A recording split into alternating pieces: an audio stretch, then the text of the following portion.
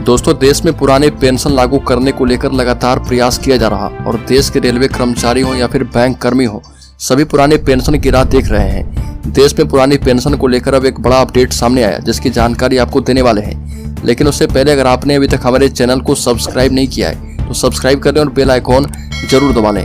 तो दोस्तों, national joint council of action NJCA के प्राधिकारियों ने OPS बहाली के लिए 1 अप्रैल से देश में अनिश्चितकालीन हड़ताल पर जाने का ऐलान किया था और केंद्र सरकार को हड़ताल का नोटिस देने के लिए 19 मार्च की तिथि निर्धारित की गई थी। 14 मार्च को नॉर्थ ब्लॉक में वित्त मंत्रालय के डिप्टी सेक्रेटरी और नेशनल काउंसिल के प्रतिनिधियों के बीच हुई बैठक में हड़ताल पर जाने का निर्णय रद्द कर दिया गया है। यानी अब केंद्रीय कर्मचारी अनिश्चितकालीन हड़ताल पर नहीं जाएंगे। हालांकि OPS के लिए संघर्ष कर रहे कई कर्मचारी संगठन इस निर्णय से खुश नहीं बताए जा रहे। दोस्तों, OPS को लेकर जो स्ट्राइक की जा रही थी उसको वापस लेने की इनसाइड स्टोरी भी सामने आई है।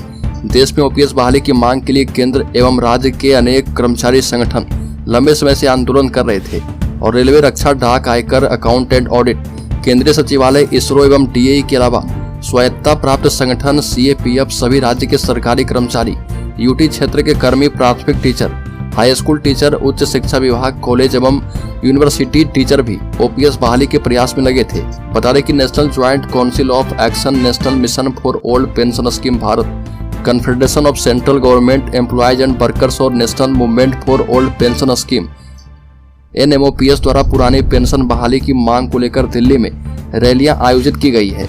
कर्मचारी संगठन के एक अध्यक्ष ने बताया कि NJCA के बड़े प्राधिकारी पर कर्मी को भरोसा नहीं था और ये सवाल कई बार उठाया गया कि केंद्र सरकार उन्हें बातचीत के लिए क्यों बुलाती है। OPS के लिए तो दूसरे संगठन भी आंदोलन कर रहे हैं। 14 मार्च की बैठक में गिने चुने लोगों ने निर्णय ले लिया कि हड़ताल नहीं होगी। वित्त मंत्रालय की कमेटी तो पिछले वर्ष गठित की गई थी, लेकिन अभी तक उसकी रिपोर्ट नहीं आई है और इसके बावजूद कमेटी को ज्यादा वक्त दे दिया गया। क्या निर्णय लेने से पहले केंद्र एवं राज्य के कर्मचारी संगठनों से चर्चा की गई है?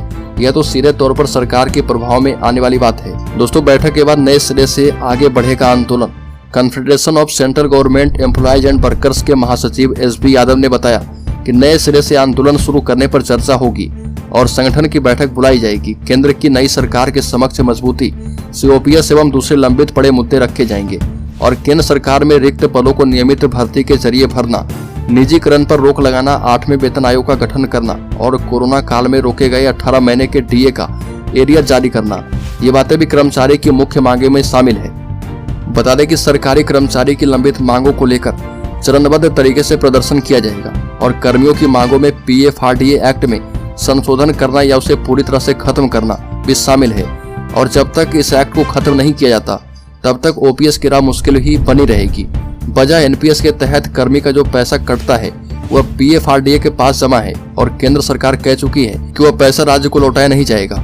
ऐसे में जहां भी OPS लागू हो रहा वहां पर सरकार बदलते ही दोबारा से NPS लागू हो जाए, इस बाबत कुछ कहा नहीं जा सकता और ऐसे में राज्य द्वारा की जा रही OPS बहाली में कई पेच फंसे रहेंगे। All India NPS employees federation के राष्ट्रीय अध्यक्ष डॉक्टर मंजीत पटेल ने कहा कि वित्त मंत्री के डिप्टी सेक्रेटरी की बैठक में चुनिंदा कर्मचारी संगठनों को क्यों बुलाया जाता है और OPS बहाली के लिए कई बड़े संगठन आंदोलन कर रहे, उन्हें भी सरकार के साथ बातचीत में शामिल करना चाहिए। तो दोस्तों, इस खबर में इतना ही। OPS से संबंधित और भी महत्वपूर्ण जानकारी को पाते रहने के लिए सब्सक्राइब करें और बेल आइकॉन जरूर दबा लें।